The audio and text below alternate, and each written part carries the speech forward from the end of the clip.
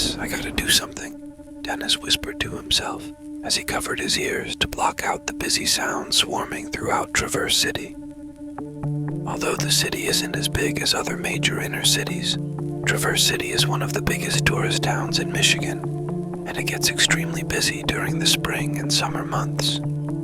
Dennis has an uncontrollable fear of noise called acousticophobia, which causes him to wear noise-canceling headphones and work from home. He hardly ever leaves his apartment, but when he does, he wears earplugs and his special headphones. He also taught himself sign language so that he wouldn't have to talk to many people. Dennis was a loner and he loved it, except being surrounded by irritating noise. I think I'm going to do it. I'm going to move. I have to get away from all of this shit, Dennis told himself, referring to his upstairs neighbors' loud stomping and obnoxious head-banging music. Yeah, do it, Dennis heard out of nowhere. Dennis owned a small cabin 50 miles south of Traverse City in the small town of Thompsonville. Hidden in a secluded area near Platte River and away from other people, the cabin was just what Dennis needed. Finally here, Dennis said aloud. Yes, finally. I was dozing off from boredom, Evelyn joked.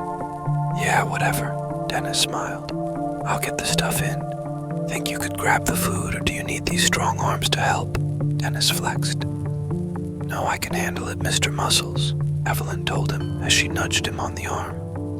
All right, let's get to it, Dennis told her as he parked his Jeep. The cabin sat a few feet away from the river and was very well maintained. The surrounding woods kept prying eyes from seeing whatever was happening on the land, and the wildlife chirping and rustling around the cabin. It was a beautiful and serene space to get a peace of mind. After getting everything into the cabin, Dennis tidied up the cabin, placed a couple of logs into the wood stove, grabbed a beer, and relaxed in his favorite chair. This was much needed. Hell, I think I might just move back here, Dennis announced to Evelyn. Did you hear, babe?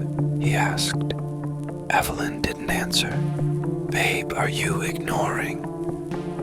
Dennis stopped when he noticed that Evelyn wasn't around to hear him. Must have gotten in the shower, he whispered to himself. He looked around the cabin, reminiscing about when his parents would bring him there every summer. He began to miss his younger years, which made him love his cabin even more.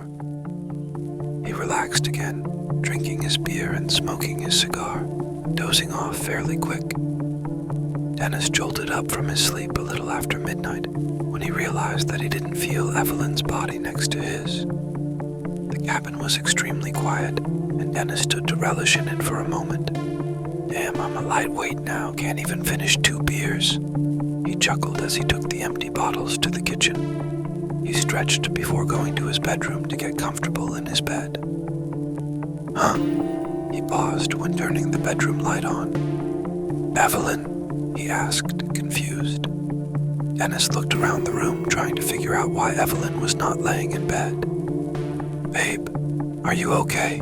He asked as he pushed open the bathroom door. He stood in the doorway, confused as to where Evelyn could be at. He started to check everywhere in the cabin, and when he couldn't find Evelyn, he began to search outside. Evelyn, where are you? He yelled. He rushed around the cabin, looked on the bank of the river, and searched the car, but found nothing. With no signs of foul play, Dennis didn't know what to think. She's gone, Dennis, a raspy voice told him.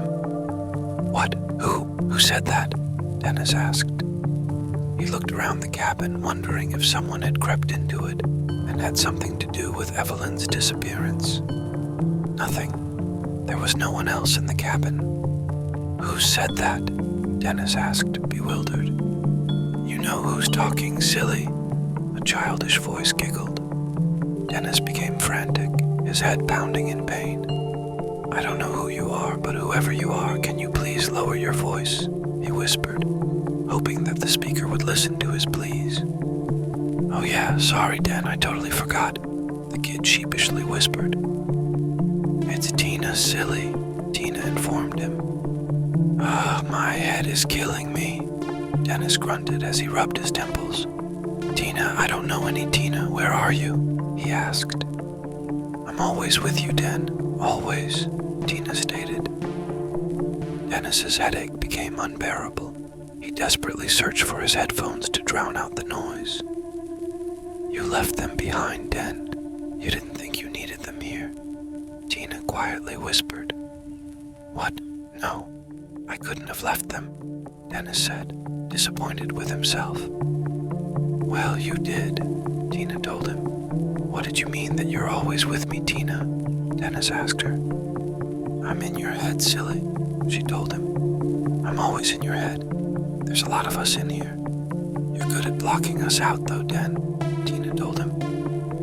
"What the hell do you mean there's a lot of you?" he asked. "She means that we are all here with you, dumbass, and will always be here with you," Trevor yelled. Dennis immediately fell to his knees, yelling in pain. "Oh, I forgot you don't like noise," Trevor chuckled.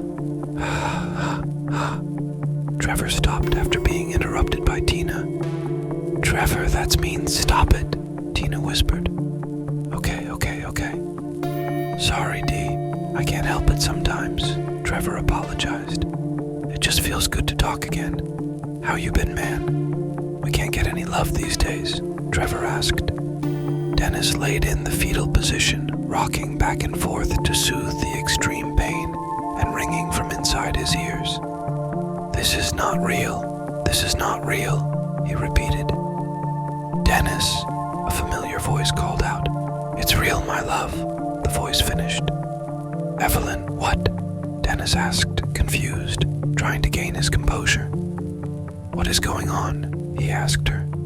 "Dennis, you have no choice but to hear us now. You were doing so great before you decided to come back here." Evelyn paused. "Dennis, you couldn't take the city life, so she paused again. "You jammed ice picks in your ears, you stupid idiot," Everett laughed. "You tried to stop the pain, and guess what, pal? You caused all of us to come back," Everett finished, erupting with laughter. "All of us? I keep hearing that. How many of you are in my head?" Dennis whispered. 9, my love. There are 9 of us in here," Evelyn informed him. "And it's getting pretty crowded in here, Den," Tina whispered. "Why are you whispering, kid?" Everett asked Tina with a thick New Jersey accent. "The gang's all here, Dennis. Hey, everybody say what's up to Dennis." Dennis's brain swelled with random hellos, vulgar language, and loud laughter, causing him to collapse back to the cabin floor. No. I remember all of you. If all of you are back, then that means..." Dennis stopped talking when he realized Henry was back as well. Henry was aggressive, disgusting, and homicidal. He caused Dennis to do unspeakable things, and now he was back. For years, Dennis was able to block out the voices in his head to live a somewhat decent life. Henry corrupted Dennis's mind when he was 11 years old. The Hopkins were hard-working, decent, and loving parents, but what seemed to be a random, vicious murder from a random killer. It was actually Henry who convinced Dennis that his parents were going to leave him to survive on his own, because he has become a burden to them. So one night, Dennis crept into his parents' room and smashed both of their heads in with a hammer. "That's right, kid. I'm back. And we have some fun to get into, too," Henry told him. Dennis became frantic and started to slap his head. Get out, he cried. "Nope. You see, after you fucked up your eardrums, you woke us up. And now that you can't hear shit, you have no choice but to listen to our bullshit," Henry told him. Dennis repeatedly slapped his head as he remembered that he had punctured his eardrums after listening to his upstairs neighbor's headbanging music. He remembered driving to his cabin to get away from the city and passing out soon after he had arrived. "Oh my God," Dennis whispered. "I did do that," he finished. "Yeah, you did," all 9 voices said in unison, causing Dennis to fold over in pain. "I can't," he started, pulling at both of his ears. "I can't do this. I don't want to hear that," he finished.